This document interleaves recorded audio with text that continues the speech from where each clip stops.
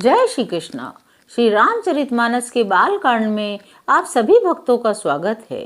शिव जी और पार्वती जी के संवाद को आगे बढ़ाते हुए हम बात करेंगे। शिव जी कह रहे हैं, हर्ष, शोक, ज्ञान, अज्ञान, अहंता और अभिमान ये सब जीव के धर्म हैं। श्री रामचंद्र जी तो व्यापक ब्रह्म, परमानंद स्वरूप, परात्पर प्रभु और पुराण पुरुष हैं। इस बात को सारा जगत जानता है। जो पुराण पुरुष प्रसिद्ध हैं, प्रकाश के भंडार हैं, सब रूपों में प्रकट हैं, जीव, माया और जगत सबके स्वामी हैं। वे ही रघुकुलमणि श्री रामचंद्र जी मेरे स्वामी हैं, ऐसा कहकर शिव जी ने उनको मस्तक नवाया। अज्ञानी मनुष्य अपने भ्रम को तो समझते नहीं और वे मूर्ख प्रभु श्री रामचंद्र जी पर उसका आरोप करते हैं। जैसे आकाश में बादलों का पर्दा देखकर कुविचारी अज्ञानी लोग कहते हैं, बादलों ने सूर्य को ढक लिया। जो मनुष्य आंख में उंगली लगाकर देखता है, उसके लिए तो दो चंद्रमा प्रकट हो जाते हैं। हे पार्वती, श्री रामचंद्र जी के विषय में इस प्रकार मोह की कल्पना करना वैसा ही है जैसे आकाश में अंधकार, धुएं और धूल का दिखना। आकाश जैसे निर्मल और निर्लेप है, उसको कोई मलिन या स्पर्श नहीं कर सकता। इसी प्रकार भगवान श्री रामचंद्र जी नित्य, निर्मल और निर्लेप हैं। विषय, इंद्रियां, इंद्रियों के देवता और जीवात्मा, ये सब एक की सहायता से एक चेतन होते हैं। अर्थात विषयों का प्रकाश इंद्रियों से, इंद्रियों का इंद्रियों के देवताओं से, इंद्रिय देवताओं का चेतन जीवात्मा से प्रकाश होता है।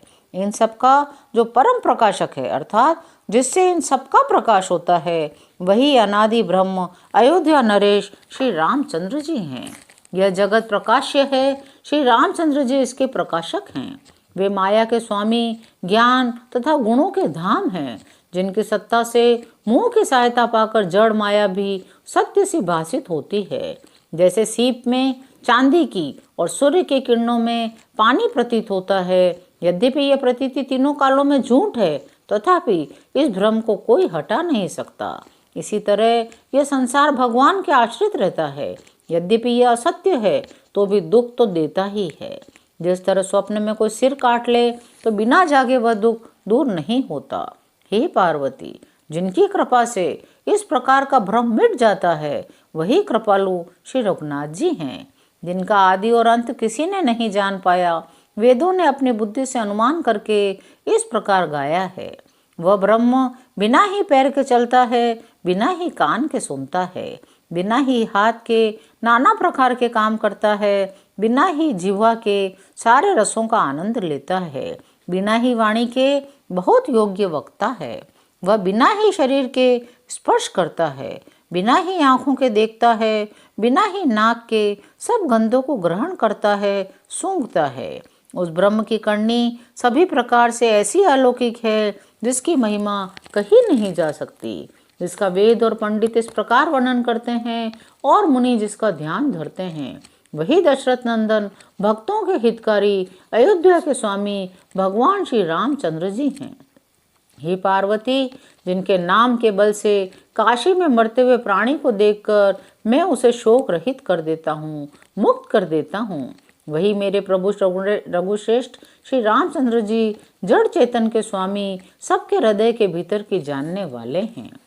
विवश होकर बिना इच्छा के भी जिनका नाम लेने से मनुष्यों के अनेक जन्मों में किए हुए पाप जल जाते हैं, फिर जो मनुष्य आदर पूर्वक उनका स्मरण करते हैं, वे तो संसार रूपी दुस्तर समुद्र को गाय के खुर से बने हुए गड्ढे के समान ही, अर्थात बिना ही किसी परिश्रम के पार कर जाते हैं। हे पार्वती, वही परमात्मा श्री रामचंद्र जी हैं। उनमें भ्रम देखने में आता है, तुम्हारा ऐसा कहना अत्यंत ही अनुचित है। इस प्रकार का संदेह मन में लाते ही मनुष्य के ज्ञान, वैराग्य आदि सारे सद्गुण नष्ट हो जाते हैं।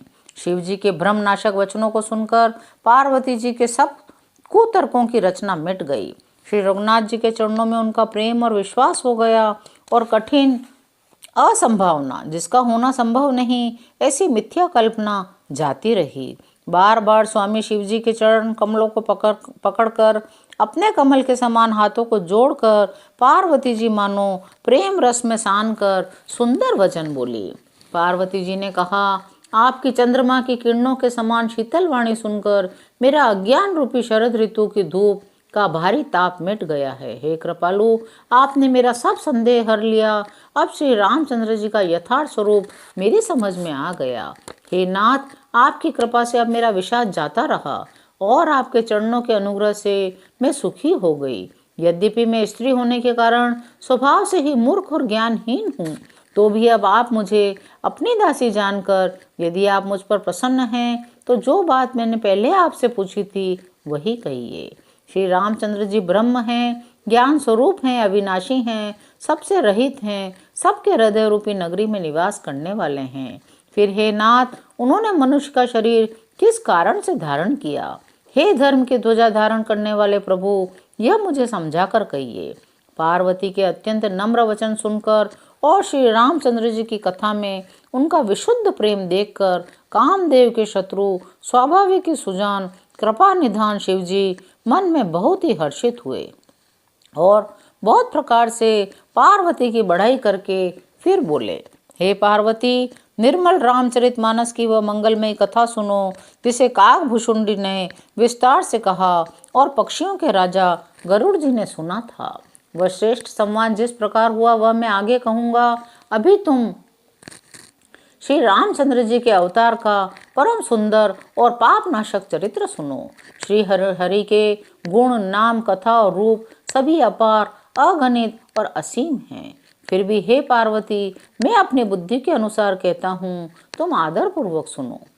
हे पार्वती, वेद शास्त्रों ने श्री हरि के सुंदर, विस्तृत और निर्मल चरित्रों का गान किया है। हरि का अवतार जिस कारण से होता है वह कारण बस यही है ऐसा नहीं कहा जा सकता। अनेकों कारण हो सकते हैं और ऐसे भी हो सकते हैं जिन्हें कोई जान ही नहीं सकता। हे सयानी, सुनो, हमारा मत तो यह है कि बुद्धि, मन और वाणी से श्री रामचंद्र जी की तर्कना नहीं की जा सकती। तथापि संत, मुनि, वेद और पुराण अपनी अपनी बुद्धि के अनुसार जैसा कुछ कहते हैं, जैसा कुछ मेरी समझ में आता है, वही कारण मैं तुमको सुनाता हूँ। हे सुमुखी, जब जब धर्म का हास होता है, नीच अभिमानी राक्षस बढ़ जाते हैं और वे अन्याय करते हैं जिसका वर्णन नहीं हो सकता। ब्राह्मण, गौ, देवता और पृथ्वी कष्ट पाते हैं। तब तब वे कृपा निधान प्रभु भांति भांति के शरीर धारण करके सज्जनों की पीड़ा हरते हैं। वे असुरों को मारकर देवताओं को स्थापित करते हैं, अपने श्वास रूपी वेदों की मर्यादा की रक्षा करते हैं, जगत में अपना निर्मल यश फैलाते हैं। श्री रामचंद्र जी के अवतार का यह कारण है। उसी यश को गा गा कर भक्तजन भव सागर से तर जाते हैं।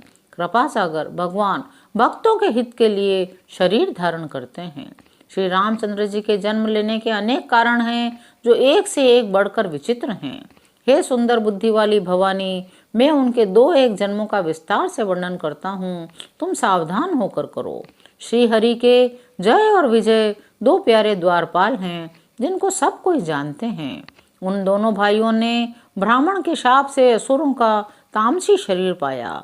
सनकादिक ब्राह्मणों ने उन दोनों भाइयों को तामसी शरीर का श्राप दिया था। एक का नाम था हिरण्यकश्यप, दूसरे का हिरण्याक्ष। ये देवराज इंद्र के गर्व को छुड़ाने वाले सारे जगत में प्रसिद्ध हुए। ये युद्ध में विजय पाने वाले विख्यात वीर थे।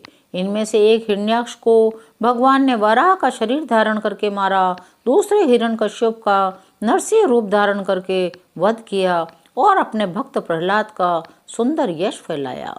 वे ही दोनों जाकर देवताओं को जीतने वाले बड़े योद्धा रावण और कुंभकर्ण नाम बड़े बलवान और महावीर राक्षस हुए, जिन्हें सारा जगत जानता है। भगवान के द्वारा मारे जाने पर भी वे हिरण्याक्ष और हिरण्यकश्यप इसलिए मुक्त नहीं हुए क्योंकि ब्राह्मण के वचन का प्रमाण 3 जन्म के लिए था। अतः एक बार उनके कल्याण के लिए भक्त प्रेमी भगवान ने फिर अवतार लिया। वहाँ उस अवतार में कश्यप और अदिति उनके माता पिता हुए, जो दशरथ और कौशल्या के नाम से प्रसिद्ध थे। एक कल्प में इस प्रकार अवतार लेकर उन्होंने संसार में पवित्र लीलाएं की। एक कल्प में सब देवताओं को जलंधर दैत्य से युद्ध में हार जाने के कारण दुखी देखकर शिवजी ने उसके साथ बड़ा घोर युद्ध किया, पर वह महाबली दैत्य मारे नहीं मरता था।